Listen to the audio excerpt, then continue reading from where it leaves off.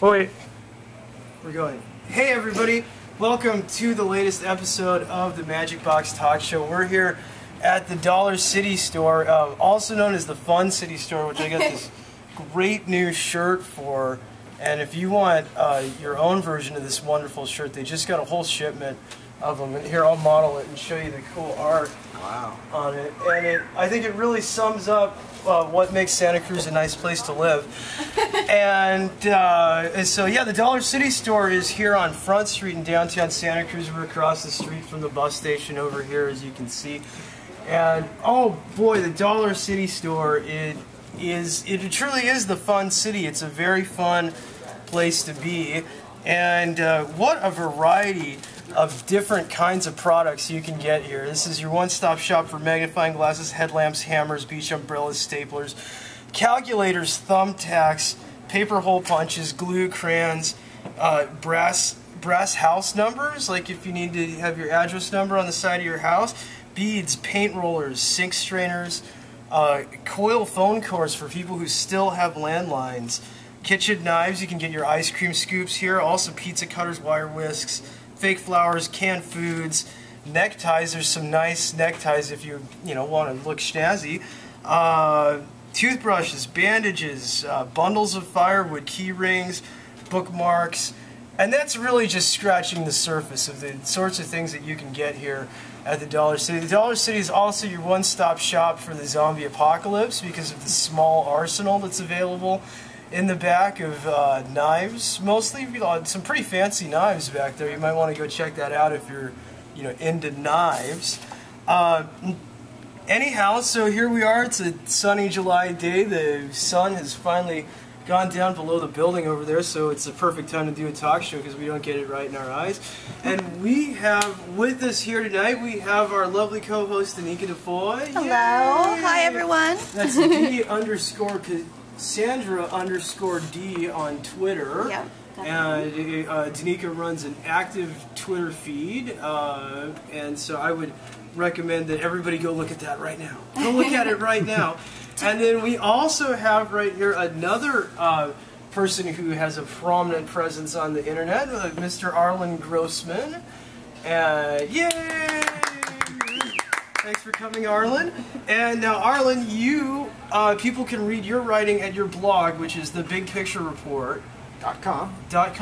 And that's the exact URL is bigpicturereport.com. So everybody go and look at that. In there. Look at that right now. Arlen's a pretty smart guy, so it's good to find out what Arlen thinks about things. He's glad to tell you. We're gonna talk about Wikileaks. This is a favorite topic of mine. I think it's one of the most important things going on in politics right now. And Denica shares a passion for Wikileaks with me. Denica, why do you think Wikileaks is so important? Why is this more than just some garden variety news story?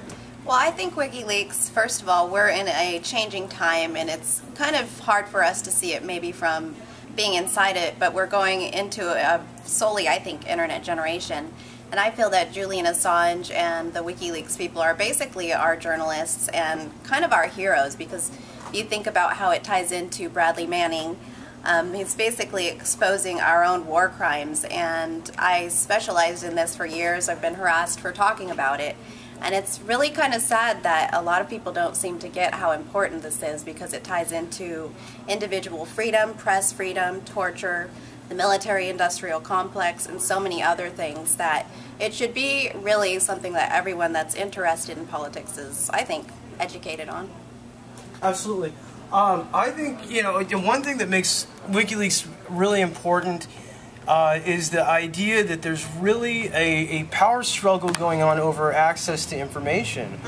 And so it really raises some kind of basic philosophical questions of, as citizens in a democracy, to what degree do we even actually have a right to know what our government is doing us, ostensibly representing us on our own behalf? Yeah, and I think definitely that we have a right to know when we're murdering people, because everybody should look at the collateral murder in Iraq video if you haven't, and we've mentioned that before on the show, and I've mentioned this, of course, before, but there was a van with 2 kids and a father that showed up after 2 Reuters journalists were killed. And he was shot down, and it's really sickening to think that people would not want to know this, because I would never want to pay to murder a child or even pay to murder somebody that's innocent, Your and that's what's tax dollars happening. at work. Exactly. Yeah, there's a lot of things going on that our country is doing in our name and with our tax dollars that we should know about. You know, really horrendous things, and most people don't. And so what the government and others are trying to do right now is to silence people like Julian Assange, make them into criminals, like they're doing terrible things, exposing government secrets, when in fact they really are heroes, because there's no question that our government has been doing criminal things and going against international law and just doing killing lots of people. And most people are just not aware of it, and the government doesn't want us to know, and the mass media doesn't want us to know. And if we don't, get that information in other ways, we're not going to know. That's right. They're literally criminalizing journalism, and they've done so as well here in Santa Cruz locally. And you can just see how this has a chilling effect, because I don't think we really have. You're referring to the Occupy. Yeah, Occupy Santa Cruz. If you would like to know more about that issue, you guys can check out the SantaCruz11.org. And there's several journalists. And that's because people, you're saying people who are journalists. Yeah, several journalists are being charged, and that goes into the larger issue, that we're talking about, which is WikiLeaks. And it's a very sad situation that more people aren't angry about this, but I think it's because they've been misinformed deliberately by the government, because they want to keep us in the dark. And it's really uncomfortable for some people to be woken up or to see themselves in a mirror, because sometimes you don't like what you see, and I think we should change it instead of covering the mirror up, so to speak. Yeah, it's a big problem in this country that most people are not exposed to what's really going on in the world, and there's so many distractions out there and popular culture and all that it gets people just wound up in their little world of entertainment and whatnot, and it's totally unaware of what's going on in the real world. And it's up to us as citizens in a democracy to pay attention to what's going on, because so we could do something about it. Right. Absolutely, absolutely. I mean, that's really the only way that you can make an informed decision when you go to the ballot box, or I mean, really just thinking about how what you do in your everyday life has an effect on the world around you and on the future of society. I think it's very important to be informed, to begin with, in what's going on, and that's a lot of what WikiLeaks is about, is taking information that's been hidden from the public and putting it out there on the internet for the public to be able to see for themselves what's happening. So there's been an interesting development in WikiLeaks, which is another thing about WikiLeaks. It's this ongoing news story that keeps having new chapters and morphing and metastasizing. Almost like a real news station, it's kind of interesting. We're not used to that in America. And so the recent thing that's happened in WikiLeaks is that there are 2.4 million documents related to Syria and to the government crackdown on the Arab Spring-style protests that have been going on in Syria that span, let's see, August 2006 to March 2012. Those have recently been made public. And Denica, you know a few things about what's been revealed in those emails? Yeah, we have a lot of corruption, again, revealed that we wouldn't see, and this is a lot of emails from Assad himself, and it's Bashar al-Assad, who's the president of Syria. Right, and then I think a lot of this, the credit, I think, goes, of course, to WikiLeaks, the people of Anonymous, and also the people from People's Liberation Front, which we had the honor at Occupy Santa Cruz of having Commander X, and I think that we all really owe them, anonymous group. Right, we owe them all a debt of gratitude, and it's something really wonderful that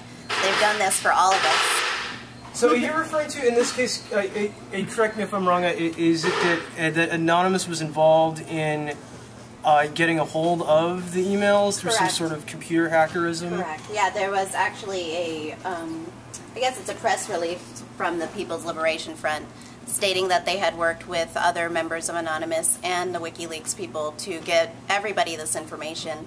And this is something that's benefiting the public, and so for people to shut their eyes to it, I think that's a crime. So everybody should try to get a little bit more active. Go to bradleymanning.org if you can. Check out WikiLeaks and really support Julian Assange, who is holed up in the Ecuadorian embassy to avoid torture, extradition, and what have you. And the power structure is doing everything they can to criminalize, Julian Assange and the whole WikiLeaks movement and all those people, because it's very dangerous for the government. They're scared. They don't want people to know. To know about their own corruption. So there's only so much we can say about WikiLeaks in a particular period of time. So I'm going to say let's leave it up to you to educate yourself about. Ask Google about WikiLeaks. It'll tell you all about it. There's lots and lots to learn.